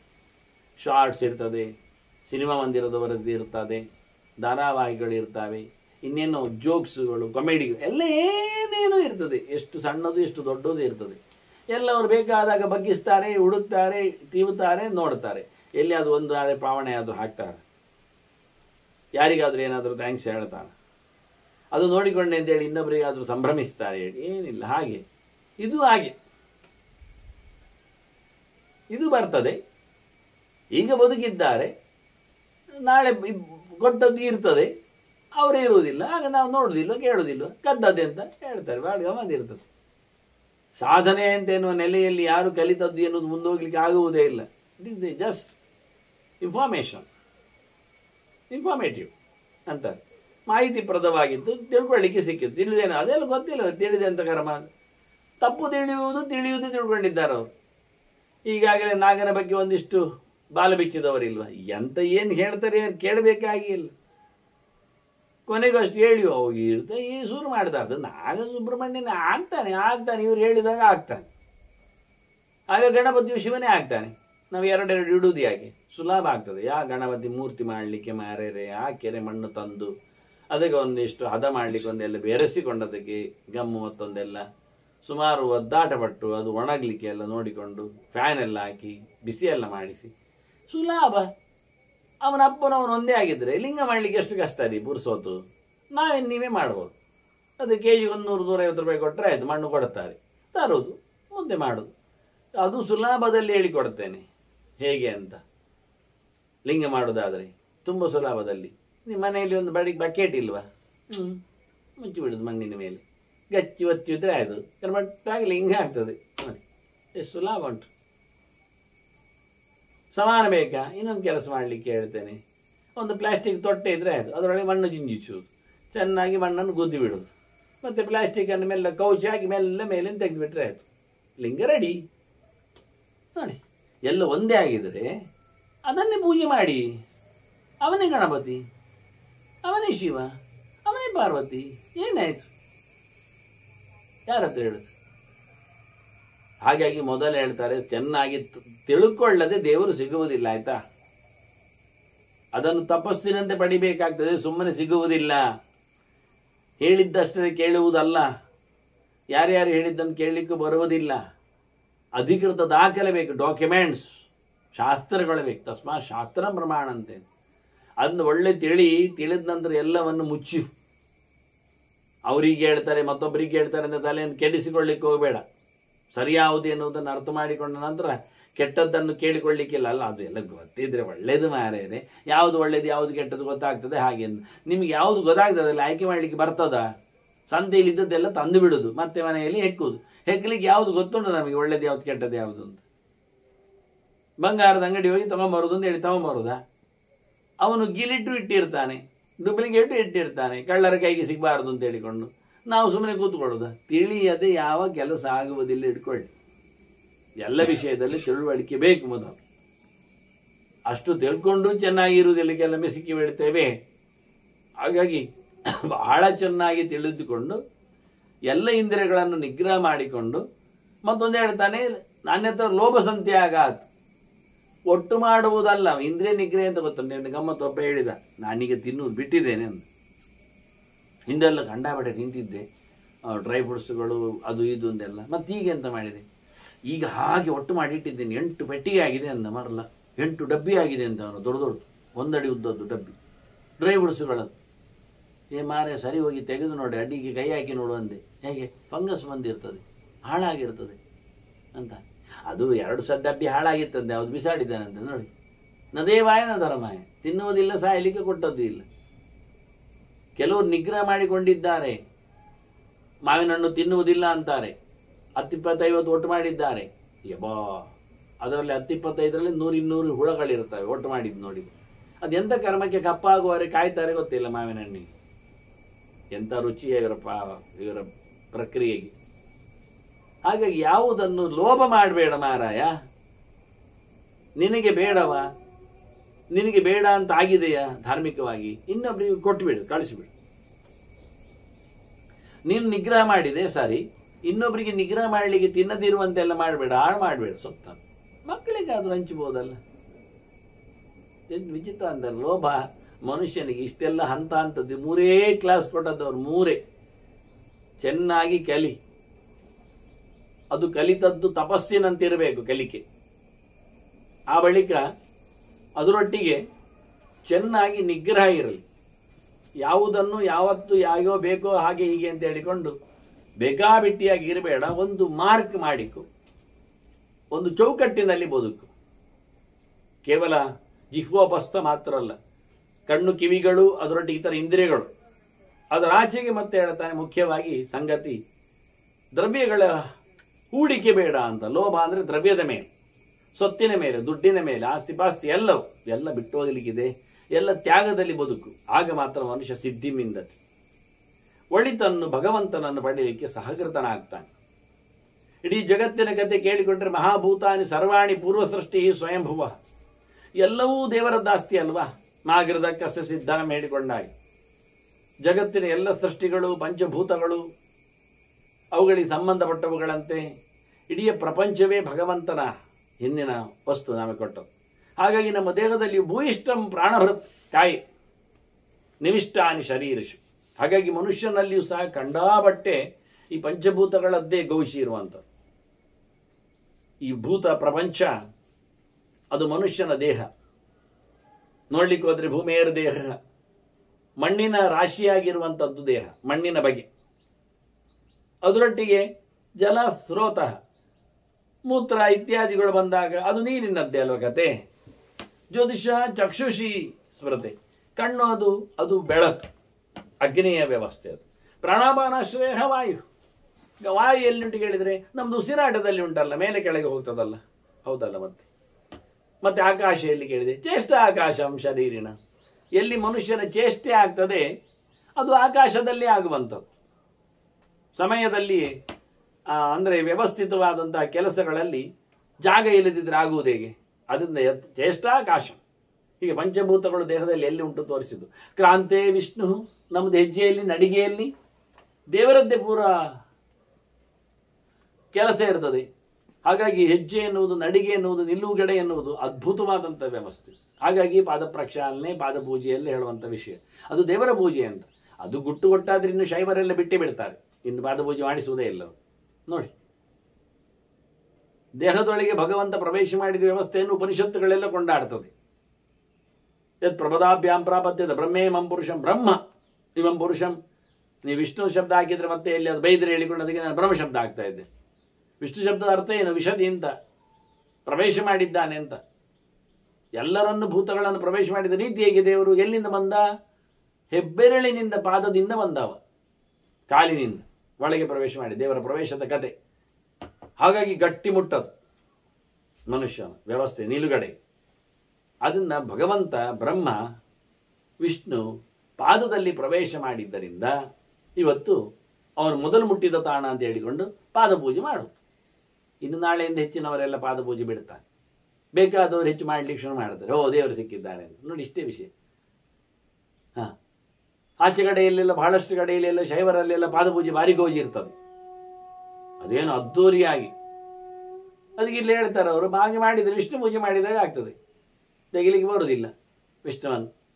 ಬರ್ತದೆ ಎಂಥದ್ದು, ಕಾಲು ಕತ್ತರಿಸು, ಮತ್ತು ಸೊಂಟೆಯಲ್ಲಿ ನಿಲ್ಲಬೇಕು ಮರಕಾಲಿನ ಹಾಗೆ, ಪ್ರಪದ ಇಲ್ಲ, ಹೆಜ್ಜೆ ಇಲ್ಲ, ಫೂಟ್ ಇಲ್ಲ, ಅದು ತೆಗ್ದು ಆಗ್ಬೋದಾ? ಕ್ರಾಂತೇ ವಿಷ್ಣು ಅಂದು ಬಲೇ ಶಕ್ರಃ, ದೇಹದಲ್ಲಿ ಧಾತು ಬಲ ಉಂಟಲ್ಲ ಪುಷ್ಟಿಗೆ, ಅದಕ್ಕೆ ಇಂದ್ರ ಇದ್ದಾನೆ. ಕೋಷ್ಟೇ ಅಗ್ನಿ ಭುಕ್ತ ಮರಕ್ಷತಿ, ತಿನ್ನದು ಜೀರ್ಣ ಮಾಡಲಿಕ್ಕೆ ಹೊಟ್ಟೆಯಲ್ಲಿ ಅಗ್ನಿ ಇದ್ದಾನೆ. ಅದು ಯಾರು ಅಂತ ಹೇಳಬೇಕೆ ಮತ್ತೆ ನಾನು? ಬಲಂ ಬಲವತಾಮಸ್ಮಿ ಅಂತ ಕೃಷ್ಣ ಹೇಳಿದ ಹಾಗೆ ಬಲವು ಭಗವಂತನದ್ದೇ ಬಂದದ್ದು ನಮಗೆ. ಮತ್ತೆ ಅಹಂ ವೈಶ್ವಾನರೋ ಭೂತ್ವ ಪ್ರಾಣಿನಾಂ ದೇಹಮಾಶ್ರಿತ ಪ್ರಾಣಾಪಾನ ಸಮಾಯುಕ್ತ ಪಚಾಮೆನ್ನಂ ಚತುರ್ವಿಧಂ ಅಂದ. ನಾನು ಎಲ್ಲರ ಹೊಟ್ಟೆಯಲ್ಲಿ ವೈಶ್ವಾನರ ಅಗ್ನಿಯಾಗಿದ್ದೇನೆ, ತಿಂದದ್ದೆಲ್ಲ ಸರಿ ಮಾಡಿಕೊಡುವುದು ನಾನೇ, ಕೈಕಾಲುಗಳಿಗೆಲ್ಲ ಸುಖ ಕೊಡುವುದು ಅದರಿಂದ ನಾನೇ ಅಂದ. ಈಗ ವಿಷ್ಣು ಆಗದವರು ಹೊಟ್ಟೆ ಸೀಡಿಕೊಳ್ಬೇಕು. ಕೆಲವರು ಭಾರಿ ದ್ವೇಷಗಳಿದ್ದಾರೆ, ಅದಾಗುವುದೇ ಇಲ್ಲ, ಅಲ್ಲಿಗೆ ಹೋಗಬೇಡಿ, ಅವರೆಂತ ಬರ್ತಾರೆ ನಿಮಗೆ, ನಾವೆಲ್ಲ ಹಿಂದೆ ಹೀಗಿದ್ದೆವು ಅಂತ ಹೇಳಿಕೊಳ್ಳುಗಳಿದ್ದ ದೆವ್ವಗಳವುಗಳು. ಒಂದು ದೃಷ್ಟಿಯಿಂದ ಎಷ್ಟೋ ಏರು ಪೇರುಗಳೆಲ್ಲ ಆಗ್ತದೆ. ತೆಂಗು, ಬಾಳೆ, ಕಂಗು, ಹಿಂಗು ಮುಂತಾದ ದ್ವೀಪಗಳಲ್ಲಿ ಹೆಚ್ಚು ಕಡಿಮೆ ಮಾತಾಡ್ತಾರೆ ಕೂತ್ಕೊಂಡು.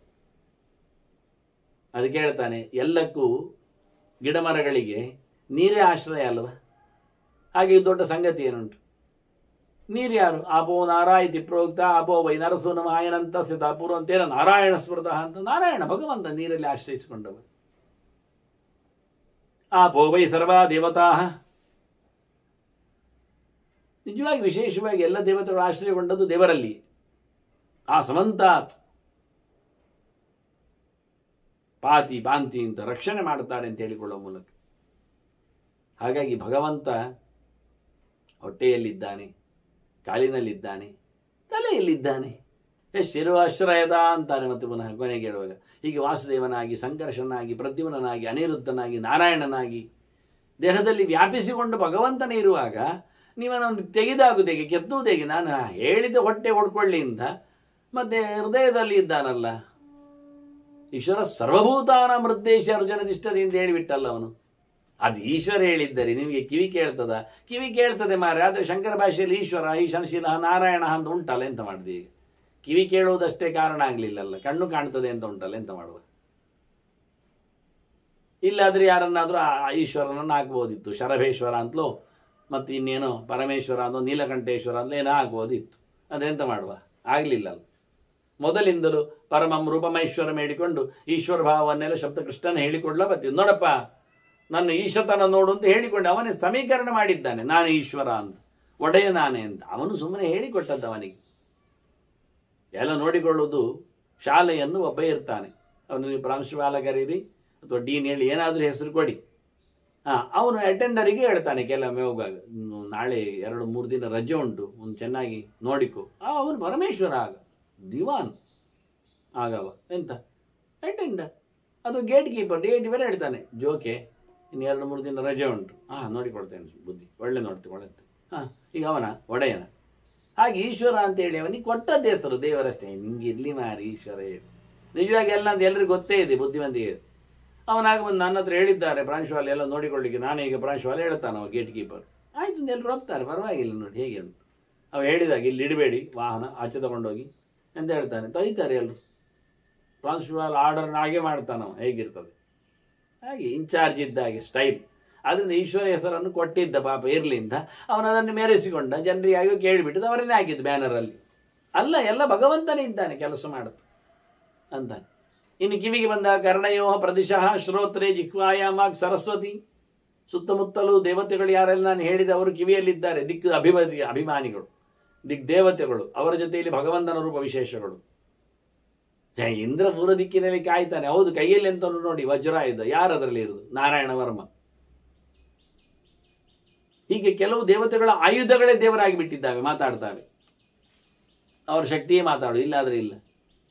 ತ್ರಿಪುರ ಸಂಹಾರಕ್ಕೆ ರುದ್ರನಲ್ಲಿ ಬಾಣದಲ್ಲಿ ಯಾರು ಕೂತದ್ದು? ಬಡಿದದ್ದು ಎಲ್ಲಿ? ವಿಷ್ಣು ಕೂತಿದ್ದಾನೆ, ಇಲ್ಲಾದ್ರೆ ಹೊಡಿತದ್ದು. ಮತ್ತೆ ಅದು ದೇವಿ ಮಹಾತ್ಮೆಯಲ್ಲಿ ಬರ್ತದಲ್ಲ, ಅಖಂಡವಾಗಿ ಸ್ತ್ರೀ ಶಕ್ತಿ ಎಲ್ಲ ದಮನ ಮಾಡಿದ್ದನ್ನು ಹೇಳ್ತಾರಲ್ಲ. ಹೌದು, ಅದರ ಕೈ ಏನಾದದ್ದು?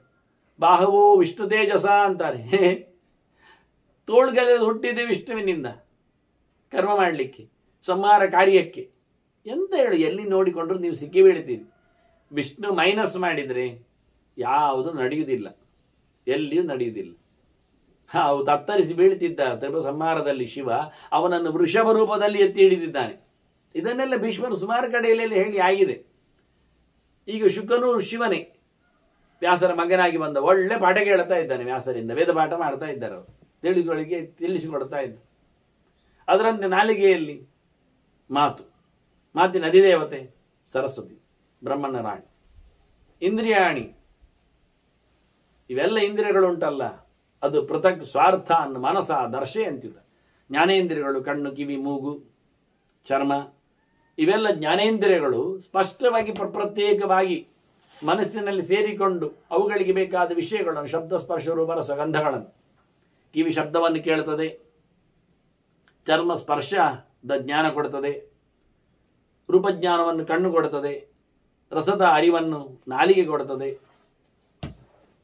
ಗಂಧದ ವ್ಯವಸ್ಥೆಯನ್ನು ಮೂಗು ಮಾಡಿಕೊಡುತ್ತದೆ. ಹೀಗಾಗಿ ಮನಸ್ಸು ಇದ್ದಾಗ ಇವೆಲ್ಲ ಆಗ್ತದೆ. ಇಂದ್ರಿಯಾಣಿ ಮನೋಯುಂಕ್ತೆ, ಇಂದ್ರಿಯಗಳನ್ನು ಮನಸ್ಸು ಟ್ಯೂನ್ ಮಾಡ್ತದೆ, ಹಿಡಿತದೆ, ಕೆಲಸ ಮಾಡಿಸ್ತದೆ.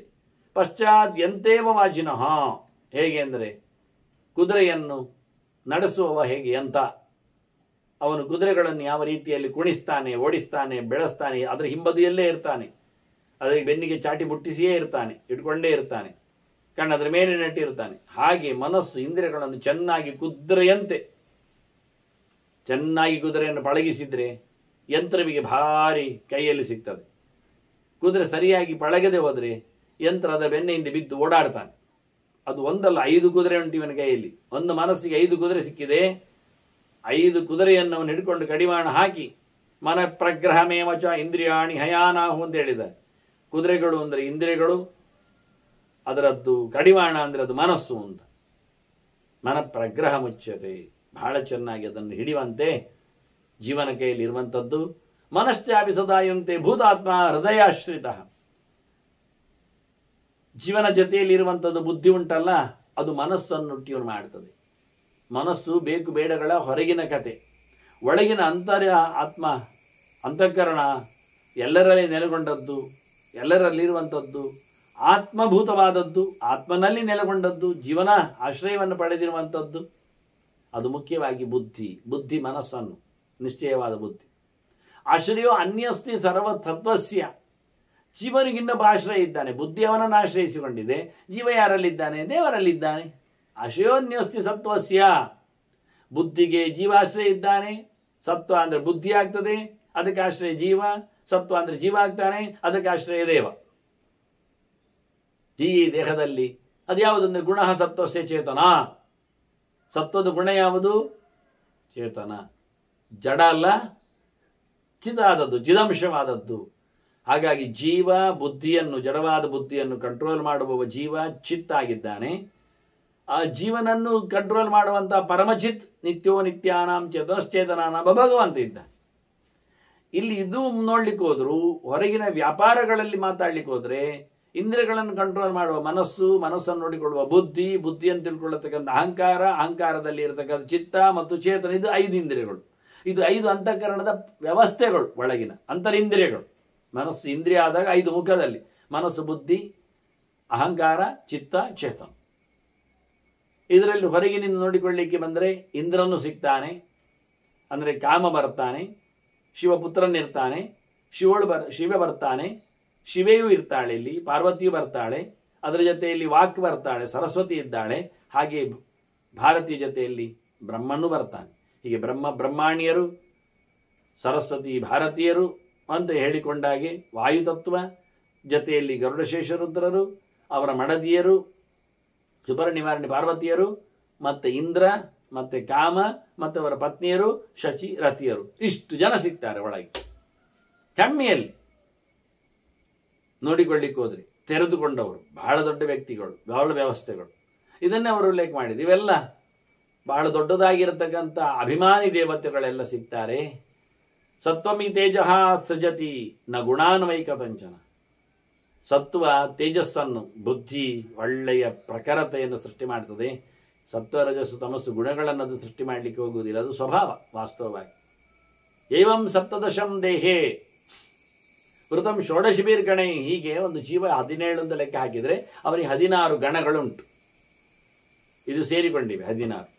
ಷೋಡಶ ಕಲ ಪುರುಷ ಅಂತ ಹೇಳಿದಾಗೆ, ಶ್ರದ್ಧಾ ಗಂವಾಯಿರಾಪ ಜ್ಯೋತಿ ಇಂದ್ರಿಯಂ ಅದು ಹೇಳಿದಾಗೆ, ಅಲ್ಲಿ ಹೇಳಿಕೊಂಡ ಇಲ್ಲಿ ಲೆಕ್ಕ ಹಾಕುವಾಗ 10 ಇಂದ್ರಿಯಗಳು,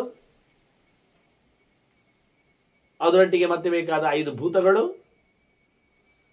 ಹೊರಗಿನ 10 ಇಂದ್ರಿಯಗಳು, 5 ಭೂತಗಳು, ಮತ್ತೊಂದು ಮನಸ್ಸು. ಅಥವಾ ಇನ್ನು ಹೇಳಿಕೊಳ್ಳಿಕ್ಕೆ ಹೋದರೆ ಶಬ್ದ ಸ್ಪರ್ಶ ರೂಪರಸಗಳ 5, ಪಂಚಭೂತಗಳ 5, ಜ್ಞಾನೇಂದ್ರಿಯಗಳ 5, ಅದರೊಟ್ಟಿಗೆ ಕಂಟ್ರೋಲ್ ಮಾಡತಕ್ಕ ಮನಸ್ಸು. ಅಲ್ಲಾದರೆ ಪಂಚ ಅಂತಃಕರಣ ವೃತ್ತಿಗಳನ್ನು 5 ಮಾಡಿಕೊಂಡ್ರೆ,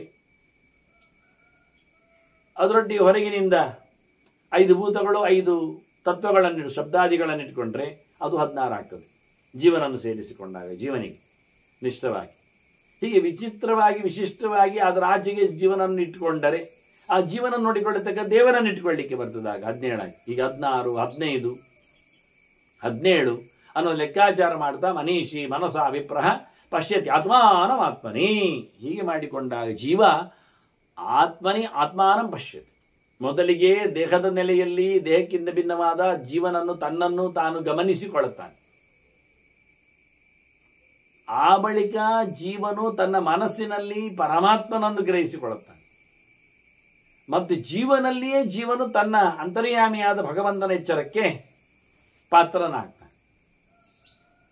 ಹಾಗಾಗಿ ಶ್ರುತಿಯು ಹಾಗೆ ಹೇಳಿತ್ತು, ಪುರಾಣಗಳು ಮಾತಾಡಿದ ವಿದ್ಯತೆ ಹೃದಯ ಗ್ರಂಥಿ ಚಿದ್ಯಂತೆ ಸರ್ವ ಸಂಶಯ ಕ್ಷೀಯಂತೆ ಜಾಸ್ತಿ ಕರ್ಮಾಣಿ ದೃಷ್ಟೇವ ಆತ್ಮನೀಶ್ವರೇ ಅಂತ ಸ್ಪಷ್ಟವಾಗಿ ಅಲ್ಲಿ ಆತ್ಮಶಬ್ದವನ್ನು ಪ್ರಯೋಗ ಮಾಡದೆ ಆತ್ಮನಿ ಈಶ್ವರೇ ದೃಷ್ಟೇ ಅಂತ. ಜೀವನಲ್ಲಿ ದೇವನನ್ನು ಕಂಡಾಗ, ಯಾಕೆಂದ್ರೆ ಜೀವನೇ ದೇವನಾಗಿದ್ರೆ ಜೀವನಲ್ಲಿ ದೇವನನ್ನು ಕಾಣುವುದು ಹೇಗೆ? ಜೀವನನ್ನು ದೇವನನ್ನಾಗಿ ಕಾಣುವುದು ಹೇಳಬೇಕು. ಆತ್ಮಾನಂ ಆತ್ಮೋತ್ಪಶ್ಯ ಅಂತ ಏನು ಶಬ್ದ ಹಾಕ್ಬೇಕು ಬೇರೆ. ಜೀವನನ್ನು ದೇವನನ್ನಾಗಿಸಿ ಕಂಡ ಅಲ್ಲ, ಜೀವನಲ್ಲಿ ದೇವನನ್ನು. ಕೋಣೆಯಲ್ಲಿ ಸೊತ್ತನ್ನು ನೋಡಿದ ಹಾಗೆ, ಕೊಡಪಾನವನ್ನು ನೋಡಿದ ಹಾಗೆ, ವಸ್ತುವನ್ನು ಕಂಡಾಗೆ ಅಲ್ಲಿಯೂ ಸಹ ಆತ್ಮನಿ ಈಶ್ವರೇ ದೃಷ್ಟೇ ಅಂತ ಹೇಳಿದ್ದು. ಜೀವನಲ್ಲಿ ದೇವರನ್ನು ಕಂಡಾಗ, ಮನಸ್ಸಿನಲ್ಲಿ ಭಗವಂತನನ್ನು ಜೀವ ನೋಡಿದಾಗ, ಬೇರೆ ಜೀವನನ್ನು ಇಟ್ಕೊಂಡ್ರೆ ಆತ್ಮನಿ ಮನಸ್ಸಿನಲ್ಲಿ ಈಶ್ವರೇ ಭಗವಂತನು ಕಂಡಾಗ. ಹಾಗಾಗಿ ಇಲ್ಲಿ ಪಶ್ಯತಿ ಆತ್ಮಾನಂ ಆತ್ಮನಿ. ಮನಸ್ಸಿನಲ್ಲಿ ಆತ್ಮ ಅಂದ್ರೆ ಅಂತಃಕರಣ, ಮನಸ್ಸು ಅಂತ ಅರ್ಥ. ಆತ್ಮ ಅಂದ್ರೆ ದೇಹ ಅಂತ ಅರ್ಥ, ದೇಹದ ನಡುಗುಡಿ ಹೃದಯ ಅಂತ ಅರ್ಥ. ಆಗಿ ಜೀವನಲ್ಲಿ ಬಿಂಬನಾದ ಭಗವಂತನನ್ನು ಕಾಣುವುದು ಅಂತ ಅರ್ಥ. ಹೀಗೆ ಇಲ್ಲಿ ಮನಸಾ ಕಾಣುತ್ತಾನೆ ಅಂತ ಪ್ರತ್ಯೇಕ ಹೇಳಿದ್ರಿಂದ ಮನಸಾ ವಿಪ್ರಹ ಮನೀಷಿ ಬುದ್ಧಿಮಂತನಾದವ, ತಿಳುವಳಿಕೆ ತುಂಬಿದವ, ಆತ್ಮನಿ ಆತ್ಮಾನಂ ಪಶ್ಯ. ಈ ಹೊರಗಿನ ದೇಹದಲ್ಲಿ ದೇವರನ್ನು ಕಾಣ್ತಾನೆ, ಜೀವ ಮನಸ್ಸಿನ ಮಾಧ್ಯಮದಲ್ಲಿ, ಜೊತೆಯಲ್ಲಿ ಜೀವನು ಧ್ಯಾನದಲ್ಲಿ ದೇವರನ್ನು ಕಾಣುತ್ತಾನೆ ಅನ್ನುವ ಸಂಗತಿಯನ್ನು ಹೇಳ್ತಾರೆ. ಇದರ ಬಗ್ಗೆ ಇನ್ನಷ್ಟು ಮತ್ತೆ ಬಹಳ ಚಿಂತನೆಯನ್ನು, ಹೇಗೆ ಕಾಣಲಿಕ್ಕೆ ಬರ್ತದೆ ದೇವರನ್ನು ಕಾಣಲಿಕ್ಕೆ ಇವ ಕೇಳಿದ್ದೆ ಅಂತದು ತಪಸ್ಸೋ ಸಾಂಖ್ಯವೋ ಯೋಗವೋ ಇನ್ನಿತರ ಮಾಧ್ಯಮಗಳು ತಿಳುವಳಿಕೆಗೆ ಕಾಣಲಿಕ್ಕೆ ಅಂತ. ಹಾಗಾಗಿ ಹೀಗೆ ತಿಳಿಲಿಕ್ಕೆ ಉಂಟು ಅಂತ ಹೇಳಿ, ಇನ್ನು ದೇವರು ಕಾಣುವುದಿಲ್ಲ, ಕಾಣ್ತಾನೆ ಹೇಳಿದರು. ಕಾಣುವ ಕಥೆ ಹೇಗಿರ್ತದೆ? ಕಾಣುವುದನ್ನು ನಾವು ದನವನ್ನು ಕಂಡಾಗೆ, ಮರವನ್ನು ಕಂಡಾಗಿಯೋ, ವ್ಯಕ್ತಿಯನ್ನು ಕಂಡಾಗಿ, ವಸ್ತುವನ್ನು ಕಂಡಾಗಿಯೋ ಅನ್ನುವುದರ ಬಗ್ಗೆ ಇನ್ನಿಷ್ಟು ಹೇಳಿಕೆಗಳನ್ನು ಶುಕಾಚಾರ್ಯರಿಗೆ ವ್ಯಾಸರು ಹೇಳುತ್ತಾರೆ. ಇನ್ನಷ್ಟು ತುಂಬ ಬಹಳಷ್ಟು, ನಾವೊಂದು 10-40 ಚಿಂತನೆಗಳಲ್ಲಿ ಶುಕಾರ ಮೇಲೆ ವೇದವ್ಯಾಸರು ಕೊಟ್ಟ ನೇರ ಮಾತುಗಳನ್ನು, ಎಲ್ಲವೂ ಮಹಾಭಾರತದ್ದೇ ವೇದವ್ಯಾಸರದ್ದೇ, ಅದರಲ್ಲಿ ಪ್ರತ್ಯಕ್ಷವಾಗಿ ವ್ಯಾಸರೇ ಹೇಳಿದ ಮಾತುಗಳನ್ನು ಭೀಷ್ಮರು ಉದ್ಧಾರ ಮಾಡಿದ್ದಾರೆ ಧರ್ಮರಾಜನಿಗೆ. ಅದನ್ನು ಮತ್ತೆ ಕೇಳುವ ವಂದನೆಗಳೊಂದಿಗೆ ಶ್ರೀಕೃಷ್ಣ ನಾರಾಯಣ ನಾರಾಯಣ ನಾರಾಯಣ.